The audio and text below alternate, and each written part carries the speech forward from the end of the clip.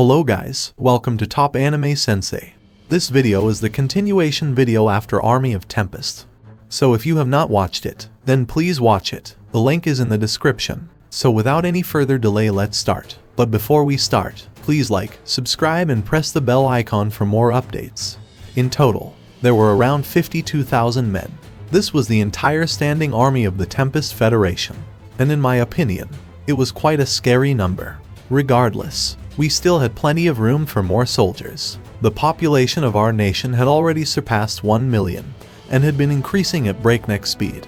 Looking at it objectively, our national power had grown exponentially. It was precisely because of our nation's strength that we were able to support such a large army.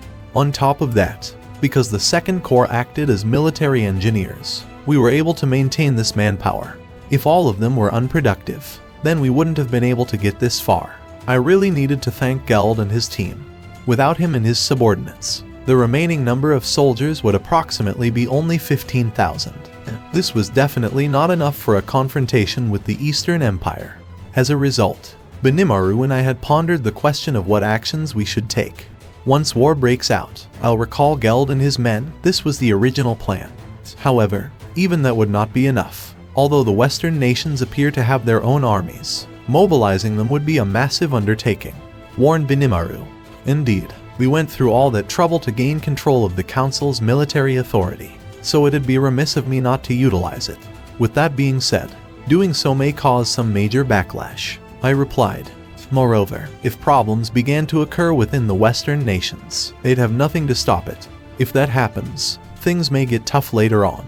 It wouldn't be an issue if it was within our borders, but if the citizens of the Western nations start to question our leadership, it'll make it harder for us to do our job in the future. Exactly. And so, we repeatedly went through this back and forth exchange. Benimaru's response to these concerns was probably the army's left wing that was written on the paper. Let's take a closer look at the breakdown. Western Reserve Force, 150,000 Mixed Magin Corps, 30,000 Volunteer Corps, 20,000, that was it. These numbers are huge, but what sort of army is this left wing? I asked.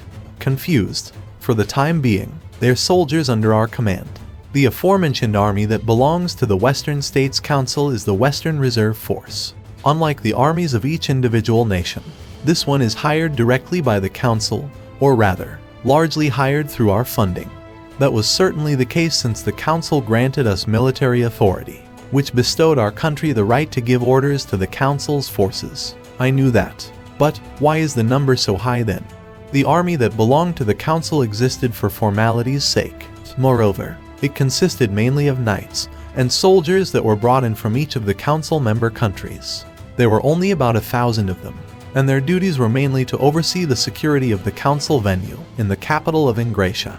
In principle, each member of the Western nations had its own army and was responsible for its own security. There was no need to maintain a full-fledged army, since instances where the Council would actually need to mobilize its military were exceedingly rare. It was for this reason that they handed military command over to us without a second thought. Although, the reason I wanted military authority had nothing to do with handling emergency situations in the first place. It was simply for laying down tracks, so that each nation had access to the Magitrain. It would have been a hassle to get approval from every single one just to dispatch Tempest's engineers. If there really were some emergency, our nation would dispatch troops to handle the situation. Based on this consideration, I sent the soldiers under the Council back to their own countries. This was also because we had decided to establish a security force on the condition that our nation would fund the whole operation. To achieve this, I limited recruitment only from the local population, as it would probably be more reassuring if the soldiers were humans and demi-humans, rather than monsters. After the disbandment of the previous army, the new one surprisingly increased in numbers. According to Testarossa's report, rumors spread like wildfire claiming that you could earn a living if you enlisted, which ended up attracting a lot of recruits. But wasn't the purpose of this force just to maintain public order? Why would we need 150,000 soldiers? Since all the nations still retain their own jurisdictional rights, we would be overstepping our authority if we arrested criminals. Even if the new force was meant to preserve law and order, that was mainly for disaster prevention. And to be quite frank, their real purpose was to assist the engineering unit and provide logistical support. We wouldn't even need more than 10,000, let alone 150,000. Regarding the matter, Testarossa stated that this was the result of what the nations requested. Benimaru explained in detail. Testarossa had seized control of the council and pushed for a bold structural reform. I was aware of that, but it was apparently causing more of a stir than I had expected. At the end of the day, this reform was the result of mutual consultation. The nations themselves would have the initiative, and our nation would provide the technology to do so. It was kind of like the ODA, official development assistance. The council would invest official funds, and our nation would dispatch laborers as a national project to any country that needed a helping hand. We would hire local workers and give them technical guidance and fulfill the concerned country's requests. This way, we could secure job opportunities and wages for ourselves, while our partners would receive our assistance. It was a win-win situation. However, there was no such thing as a free lunch in this world. Of course, there was more to this support system than meets the eye. It demanded something in return. For example, if we built a dam, depending on how much we invested in the construction, we would acquire an equivalent value in water rights as compensation.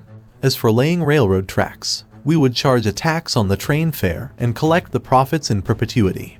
Just like what we had accomplished with the roads, we would be responsible for maintenance. But in exchange, the benefactors would have to agree to forego tariffs and grant all kinds of privileges. This was definitely something a demon lord would do. While acting all nice and friendly on the surface, I was committing rather wily acts. With that being said, since those who utilized our services would ultimately enjoy its convenience, they barely lost anything in this transaction. They were only paying the toll for future profits they had yet to see. Naturally, I expected the more powerful nations would try to take their own initiative. Even though it would take a while, they could mimic our technology after seeing it physically for themselves, secretly stealing it for their own use. I had anticipated this as a normal response. What I didn't expect was, on that note, many of the larger nations are also demanding the trains to be operational as soon as possible. In other words, they felt like there wouldn't be enough manpower relying on our nation's engineering unit alone, and therefore even mobilized those they hired as logistical support. Correct, and that didn't seem like it was enough, which is why they decided to hire locals to help. Is this the reason why the number of troops is absurdly high? I gave Testarossa full authorization as the military attaché, and told her to not report minor details of things to me when verifying policies. Due to my orders, it appears that this was news even to Benimaru. Until very recently, the result was this mass recruitment. Wouldn't that just be playing right into the hands of these nations? By making us train their engineers, they could operate more easily later on. In lieu of imitating technologies, this was a more efficient method. Although it was quite the forthright approach, I actually didn't mind it. It was only natural for the leaders to come up with a plan like this under these circumstances. Moreover, the engineers we instructed would grow to become the pillars that supported these countries in the future. While it was a shame we couldn't keep the sole rights of this technology to ourselves, it'd be fun to witness the healthy competition of technological innovation that would surely come about in the future. Apparently, that's not it. If that were the case, those nations wouldn't merely hand their engineers over to us like this. He does have a point. Wait, so what you're saying is you took Testarossa's newly trained support troops and incorporated them directly as the Western Reserves? That's correct. Benimaru grinned after witnessing my complete astonishment. It'd be a shame to simply let go of all those engineers after we invest considerably in their growth. Under these circumstances, we might as well turn them into a full-fledged security force and train them in disaster response, VIP protection, and city defense. It seemed that Benimaru had quite the foresight. Testarossa was going to discharge them because she had no more use for them. Benimaru continued, but it would definitely be a waste. Indeed it would. I figured that we could prepare work for them, so I made the decision to organize and name them the Western Reserve Force. I see. Now I understand. Well, I don't think we could expect them to be proficient at anything yet in the short span of a year. However, if they continued to train, they had the potential to become an expert unit in disaster countermeasures. This would also be a good countermeasure against any unforeseen accidents, and as Benimaru mentioned, it could be utilized in a variety of different scenarios. I get it now. That was a nice call, Benimaru. That is not something worthy of your praise, Benimaru answered. And that's it. Thank you so much for watching. And if you guys have not watched my other videos, then please watch them. The links are in the description. And don't forget to like, subscribe and press the bell icon so you don't miss the updates.